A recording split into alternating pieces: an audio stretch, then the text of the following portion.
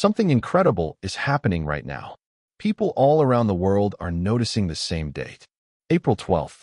Prophets, astrologers, historians, random people on the internet. All of them are pointing to the same spot on the timeline. And the deeper you dig, the stranger it gets. Because this date has already changed history multiple times. And some people are saying it's going to do it again. But before you say that's just a coincidence, wait. Because what you're about to hear is going to make you think twice. Let's start with the facts. Because before we get into prophecies and predictions, we need to establish something important. April 12th is not a random date. It shows up in history with a frequency that is genuinely difficult to explain away. April 12th, 1961. Yuri Gagarin became the first human being to leave Earth and enter space. Think about that for a second. For the entire existence of humanity, no person had ever left this planet. Thousands of years of civilization, pyramids, empires, wars, plagues, revolutions, and through all of it, we stayed on the ground. And then, on one specific April morning, that changed forever. The boundary between Earth and space was crossed. Humanity was never the same again. April 12, 1945. Franklin D. Roosevelt dies.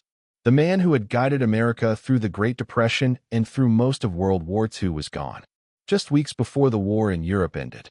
His death shifted the entire trajectory of the post-war world. Harry Truman, whom many people barely knew, suddenly had his hand on the wheel. And within months, the atomic bombs fell on Japan. The Cold War began. The entire shape of the 20th century changed because of what happened on April 12th. April 12th, 1861.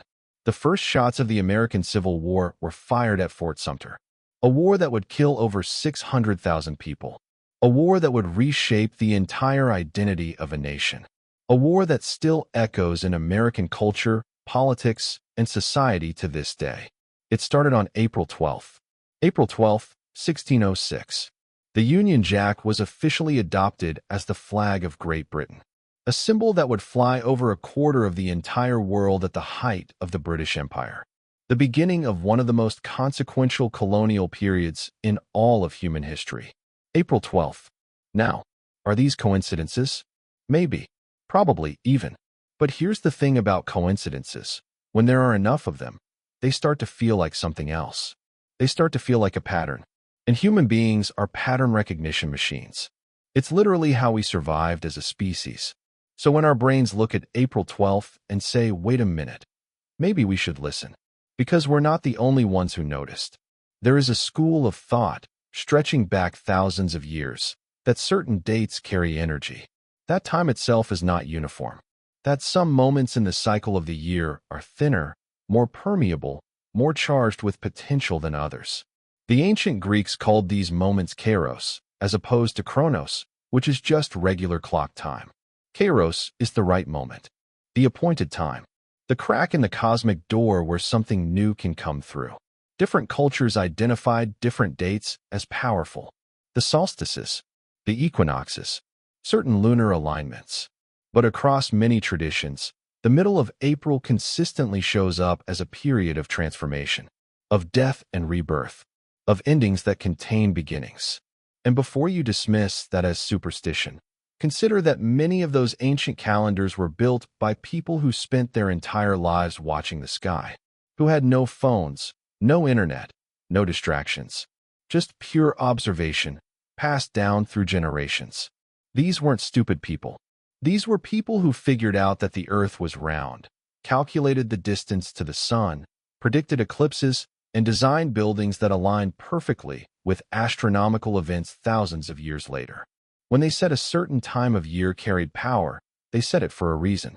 But let's talk about the prophecies directly, because that's what you came here for. There is a tradition in several indigenous cultures in the Americas that speaks of a great shift in human consciousness. Not the end of the world, they're very specific about this, but the end of a particular way of thinking. The end of an era defined by separation, by the idea that we are all individual, isolated units competing against each other, and the beginning of an era defined by connection, by the recognition that everything is linked. Some interpreters of these traditions have pointed to specific dates Specific windows of time. In April 2025, or more broadly, the mid-April period of the mid-2020s, appears in more than one of these interpretations. Now, I'm not here to tell you that a specific prophecy is definitely going to come true on a specific day. Anyone who tells you that with absolute certainty is selling something. What I am telling you is that these traditions exist, that they have been around for centuries, and that they deserve more than dismissal. There is also the matter of astrology. And again, before you click away, let me say something. You don't have to believe that planets control your fate to find astrology interesting. Even Carl Jung, one of the greatest psychologists in history, studied astrology seriously. He didn't believe in it as a predictive tool necessarily, but he believed it was a sophisticated symbolic language for describing patterns. And patterns are real. What's happening in the sky around April 12th? Depending on the year, this date falls at various points in the Aries season, the sign of fire, of beginnings, of action, of the pioneer. Aries is the first sign of the zodiac. It is literally the start of things, the ram that breaks down the door so something new can come through. Astrologers who look at this period often describe it as a time of initiation, of catalysts, of things being set in motion that won't fully reveal themselves for months or even years. And here's what makes it interesting, not just as a cosmic idea, but as a practical observation. If you look at history, April has consistently been a month of initiations. Things begin in April that reshape everything. Wars start, revolutions spark, discoveries are made, leaders rise and fall. It's not uniform throughout the year. There are patterns to when historical inflection points cluster. And April is one of those clusters. So when we ask the question, why might April 12th shift history? We're not just asking about prophecy. We're asking about a pattern that has shown up repeatedly in different contexts across different centuries. We're asking whether this is something we should be paying attention to. And here's where it gets personal. Because history isn't just something that happens to nations and empires. History happens to people. History happens to you. Think about your own life. Think about the moments that changed everything. The conversation you didn't expect. The decision you made on a random Tuesday. The thing you saw or read or heard that suddenly rewired the way you thought about everything. Did those moments feel significant when they were happening? Sometimes yes. Sometimes the moment felt electric, like you knew something was shifting. But more often? No. More often, it just felt like another day. And only later, looking back, did you see that everything had changed. This is one of the most important truths about transformation. It often arrives quietly. It often arrives disguised as ordinary. Trumpets did not announce the most significant turning points in history. They were meetings in small rooms, experiments that seemed to be failing, conversations that one person decided to have instead of staying silent. The seed that becomes the tree does not make a dramatic entrance. So when we talk about April 12th as a potential shift point, we are not necessarily talking about a catastrophic event that everyone will see. We might be talking about something quieter, a change in the field, a shift in collective awareness, a decision made somewhere that sets a new direction in motion, something that, 10 years from now, historians will trace back to this specific window. And that idea should not feel distant from your life. Because you are part of the collective, your awareness, your choices, your energy, these are not separate from history. They are ingredients in it. There's a concept in physics called the butterfly effect, the idea that a butterfly flapping its wings in Brazil can set off a tornado in Texas. The same principle applies to human systems. Consciousness is contagious. Courage is contagious. Clarity is contagious. When enough individuals shift, the collective shifts. When enough people wake up to something, it becomes undeniable. The tipping point is not separate from the individuals who tip it. So here's a question worth sitting with. What if the shift that April 12th represents isn't something that happens to you? What if it's something that happens through you? Let's go deeper. Because there's another layer to this that most people don't talk about. We are living at one of the most unusual moments in all of recorded human history. The convergence of crises and breakthroughs happening right now, simultaneously, has no real precedent. Climate change and clean energy, artificial intelligence and existential risk, political fragmentation and global connection. A crisis of meaning in the wealthiest societies ever to exist, alongside the greatest reduction of poverty in human history. We are living in a time when the old stories are breaking down and the new ones haven't fully formed yet. And this is terrifying for a lot of people. When the narrative you were given about how the world works stops working, it feels like the ground is disappearing under your feet. People grasp for certainty wherever they can find it. Some grasp for old certainties, nationalism, religion, tradition. Some grasp for new certainties, technology, progress, data. And some people, increasingly, it seems, are sitting in the discomfort of not knowing and finding that actually, that's where something real lies. Because certainty is not the same as truth. Certainty is a feeling. Truth is something you have to keep reaching for, keep revising, keep being willing to be wrong about. The most important thinkers in history were not the most certain. They were the most curious. They were the ones willing to look at the thing that didn't fit the theory and say interesting instead of impossible. So when we look at April 12th and ask whether it might shift history, we're really asking a bigger question. We're asking whether we're at one of those moments. Whether this is Kairos time. Whether the door is open in a way it hasn't been open for a while. And I think the honest answer is, we don't know. We can't know in advance. That's the nature of the moment. You can't see the inflection point from inside it, usually. But you can feel the charge in the air. You can pay attention. You can stay awake. There is a long tradition of what you might call prophetic consciousness. Not the kind of prophecy where someone claims to know exactly what will happen on a specific date, but the deeper kind. The kind where a person looks at the current state of things and says, if we keep going this way, here is where we end up.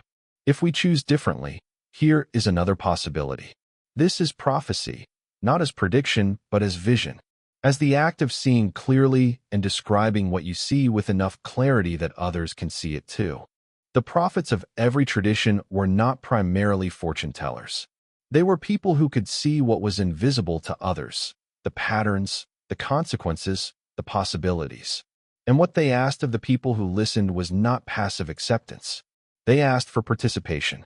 They asked the listener to become part of the change they were describing. That is still what is being asked of us today. April 12th might shift history, or it might be a quiet day that later turns out to have been significant in ways we couldn't immediately see. Or it might be just a day. The point isn't the date itself.